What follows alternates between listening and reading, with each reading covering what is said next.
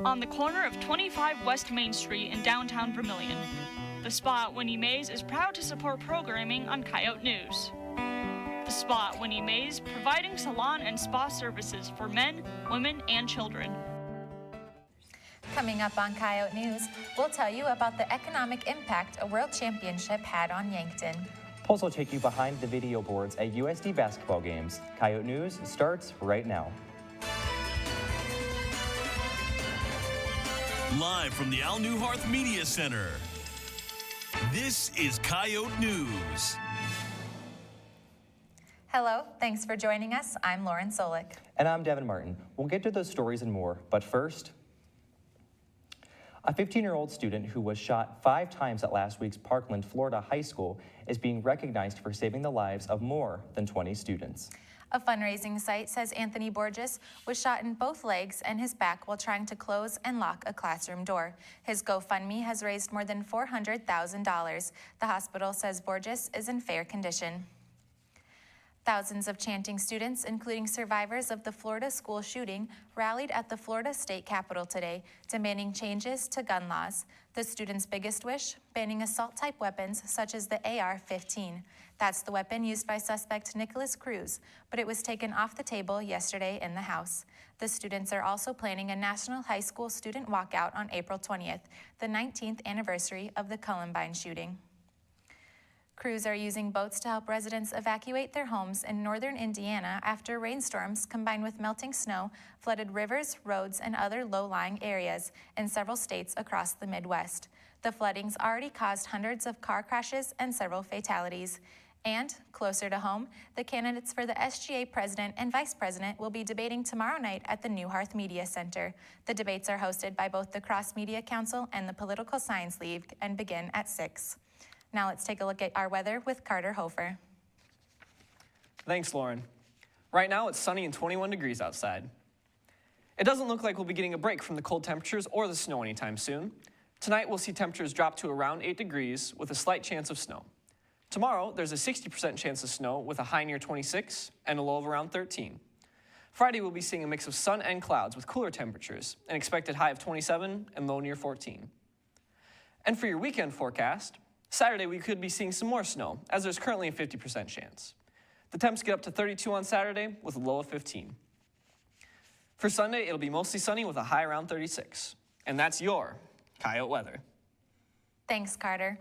After a month-long search, USD has officially hired a new director of housing, Ashley Harnett, who was the former assistant campus housing director.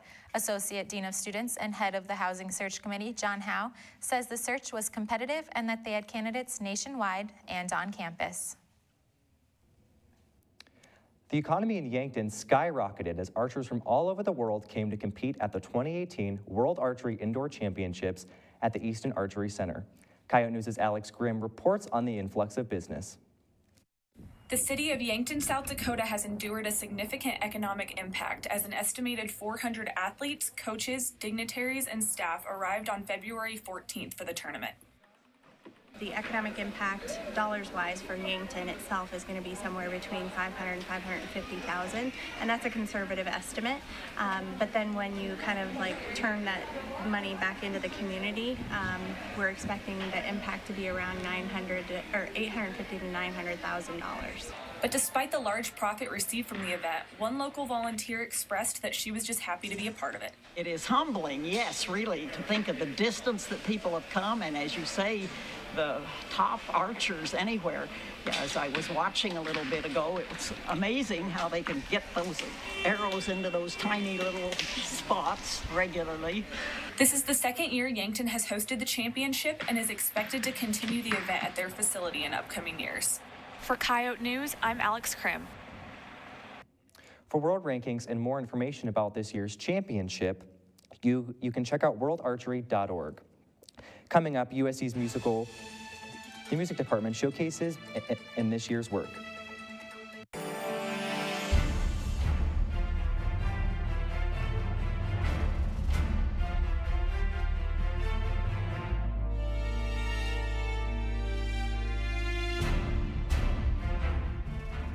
Yoga has a way of it's spilling over into other areas of your life. So lessons that we learn on the mat seem to go with us when we walk out the door.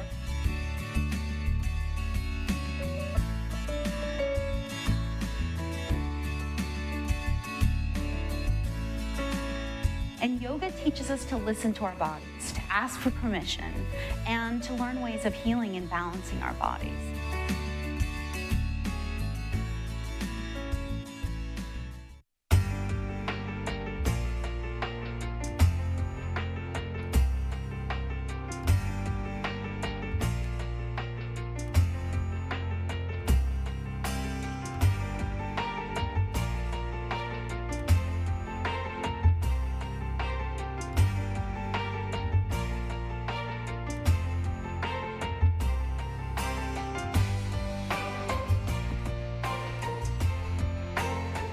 This is Coyote News. And USD piano students had a unique opportunity to learn how to refine their technique from an accomplished pianist. Dr. Bernardo Scarbone has performed recitals around the world and has been researching Brazilian music for more than 16 years. You know, a lot of people get to play with a lot of people and network. And never quit. Sometimes it's going to be easy, sometimes it's going to be hard, but go for it. And Dr. Scarbone advises to never give up because he says music is fulfilling. Behind every flashy promotional video and GIF on the scoreboards, you'll find the athletic marketing team. Sitting in the Midco Sports production booth are some members of the marketing group. From here, they direct cameramen and control what gets streamed online. They are in control of everything in the arena, from the big screen to the banners and even the lights. USD alum Chase Christensen is second in charge for athletic marketing. His specialties are GIFs, or graphics interchange format. He has nearly 100 GIFs saved to use during games. The GIFs are usually played after a three-pointer, during free throws, or after a questionable referee call. For the full story, check out volantonline.com. USD musicians performed last Friday. The Yote Report's Nick Nelson was at this year's Band in Symphonic concert. Friday, the USD Music Department held their winter concert and symphonic band presentation in Alf's Auditorium. Band director John LaCagnata says the music selection process is all about balance. Certain pieces play certain roles in a concert program. The first piece an ensemble plays, should be an opener, kind of an exciting, upbeat piece. Then there should be something lyrical at some point in the concert, I think, to show off the musicality of the ensemble. And the closer, I think, should be a big standard piece that really has a sense of finality. The music put together for the show has been organized since last semester, with the newest additions coming in quite recently. We got some pieces last semester. There's some that we started in the middle of the semester and some that we got at the beginning of the semester, and we went on tour with a lot of the pieces. And we added one more piece actually at the beginning of this week. LaCagnata says the music balance is what makes for great entertainment. For the Yote Report, I'm Nick Nelson. There will be more band and symphonic concerts throughout the semester. After the break, we explore what it takes to audition for theater majors.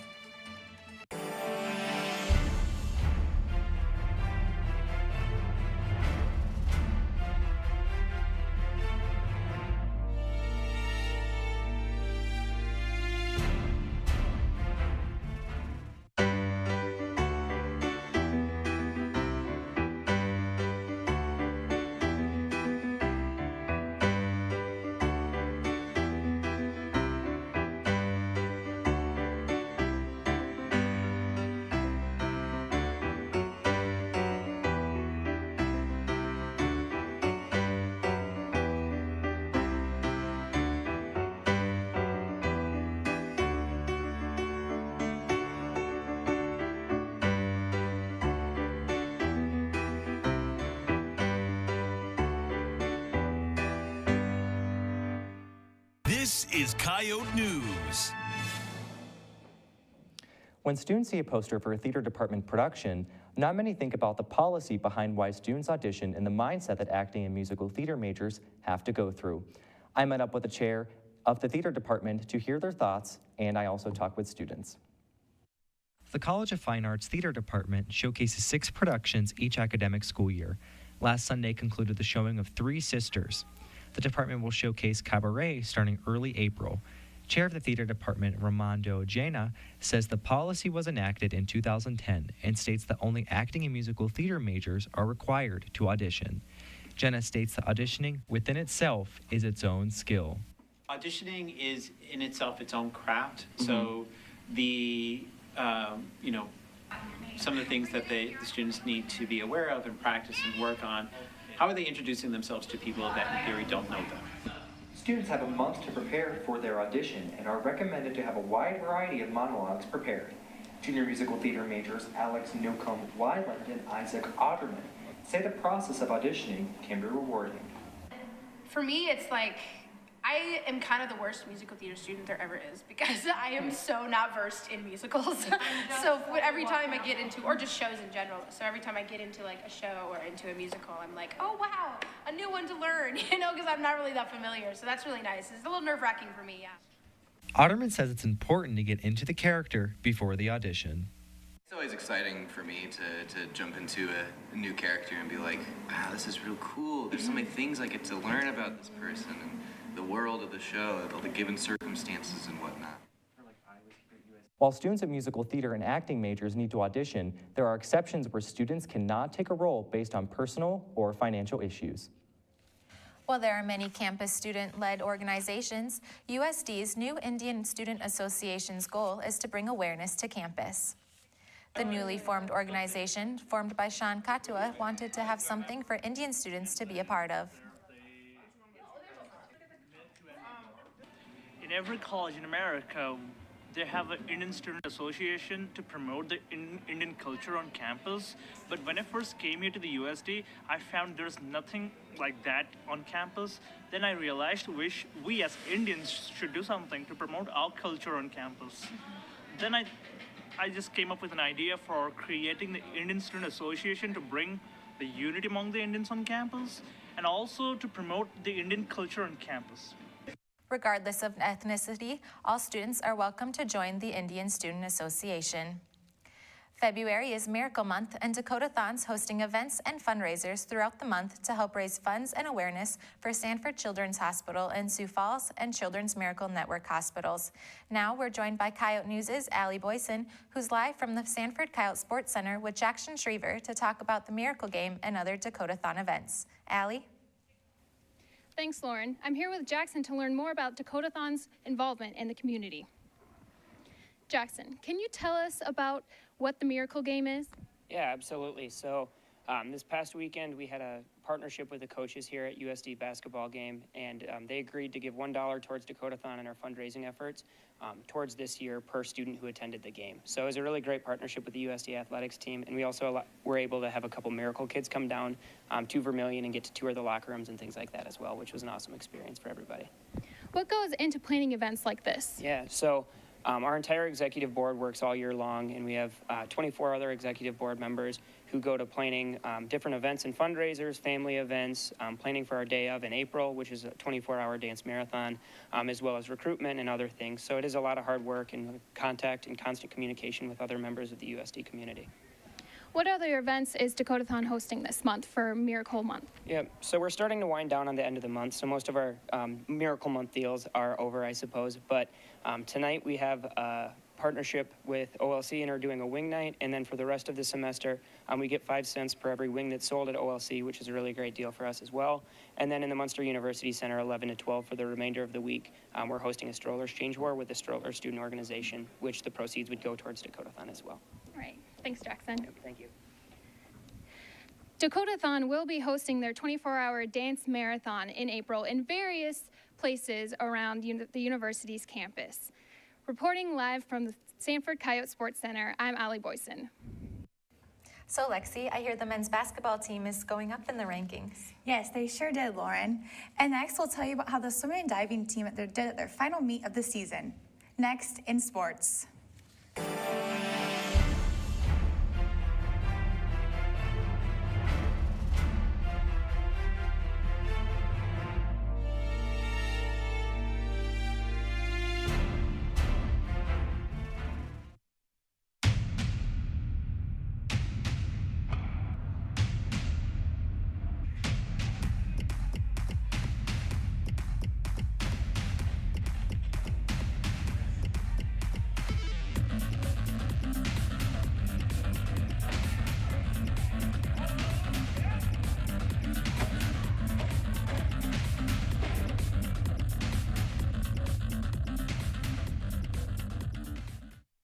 This is Coyote News. Hello, I'm Carter Hofer. Tonight on Coyote Sports, we've got a preview of tonight's women's basketball game. And I'm Lexi Peterson. Chris Nielsen vaulted a new personal best. But first, Norway leads all countries at the Winter Olympics with a total of 33 medals, followed by Germany with 24 and Canada with 21. The United States sits tied for fourth place with the Netherlands at 16 medals. Also in Olympic coverage, the U.S. men's hockey team was eliminated in the quarterfinals last night after falling to the Czech Republic in a shootout. While the women's hockey team will be battling for gold tonight as they take on Canada in the championship game. USD has hired Brooke Poppy as the new head coach for cheerleading. Poppy will also serve as the new coordinator of student engagement, which includes working with the Spirit teams. Poppy has been the head cheerleading coach and fraternity and sorority life support staff at the University of Nebraska-Kearney. sports fans come in all shapes, sizes, and ages. This week's Sport Report, Caitlin Ryan introduces us to a special USD fan.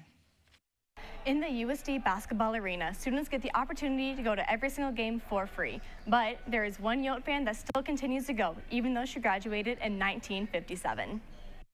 Nancy McCarron is a former USD student and former faculty member. She travels from Sioux Falls to Vermilion for most sporting events, but USD basketball games are a must. I've been going to football, basketball, track meets, but definitely basketball games for all those years. Why am I here? Because I love basketball. I can go to track meets and spend a day and sit in the rain and cheer for one-on-ones, and I've done that too. But it's easy in the complex like this to just let them know that you're cheering and wishing them well. Besides her love for basketball, McCarron shows support for USD's education as well. One of the wonderful things about coming to the university is you're dealing in an environment of people wanting to be educated, wanting to learn, wanting to be better people. McCarron also said that the university gives students endless possibilities and that she's thankful for her Coyote spirit. I mean, the opportunities that these kids have here, you have them, use them. It's not easy getting older in a world of young people. I love to be around young people. And I love to be around people who are energetic and doing things and showing life. And why do I come to basketball games? It's my life. It's what's keeping me going. So if you were ever at a basketball game, make sure you stop and say hi. For the Sports Report, I'm Caitlin Ryan. USD hosted the Summit League Swimming and Diving Championships in Sioux Falls last week. The Coyotes had a successful finish to their season, as the women finished fourth and the men placed second. The team posted 113 personal best and 242 season best performances while breaking 18 school records. 6 Coyotes earned all Summit League honors for their performances. And sophomore Isaac Morris earned Diver of the Championship.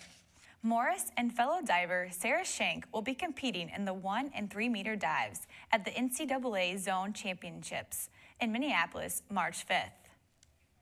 3 Coyotes earned Summit League Athlete of the Week awards this past week. In women's basketball, senior Jasmine Trimboli earned her first Career Athlete of the Week award after scoring 16 points with 5 rebounds and 3 steals in the Coyotes' win over Oral Roberts. In softball, junior Alyssa Fernandez was named Player of the Week for the 2nd consecutive time to begin the season. Fernandez hit .538 and reached base 14 times in 20 plate appearances with the Coyotes, and they competed in Las Vegas last week. In track and field, sophomore Chris Nielsen vaulted to new heights yet again this week after setting a new personal best at 19 feet, 1/4 of an inch at the Nebraska Tune-Up. Nielsen claimed the Summit League Award for the 4th time this season and the 13th of his career. Nielsen was also named the National Athlete of the Week by the U.S. Track and Field Cross Country Coaches Association. The Coyote basketball teams continue to reign in the top 10 of the latest mid-major poll. The men's basketball team rose to the number 3 in the poll after ranking 6th in the last 2 polls. The ranking is the highest ever for the Yotes and matches the highest by a Summit League team since North Dakota State in 2013. Their 24 wins are the most in the Coyotes' D1 history.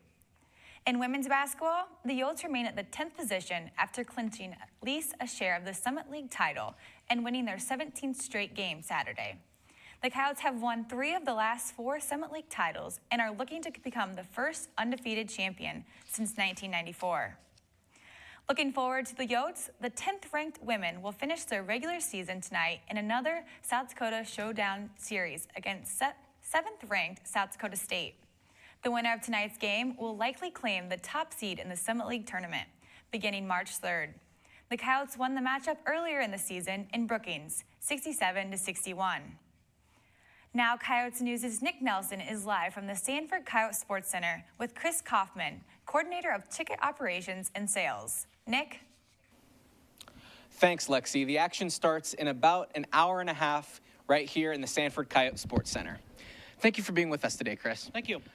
So compared to other games, how does SDSU versus USD games compare as far as ticket sales go? It's the biggest games of the year, especially on the women's side. I mean, you'll see more people in the Sanford Coyote Sports Center you've seen all year for a women's basketball game.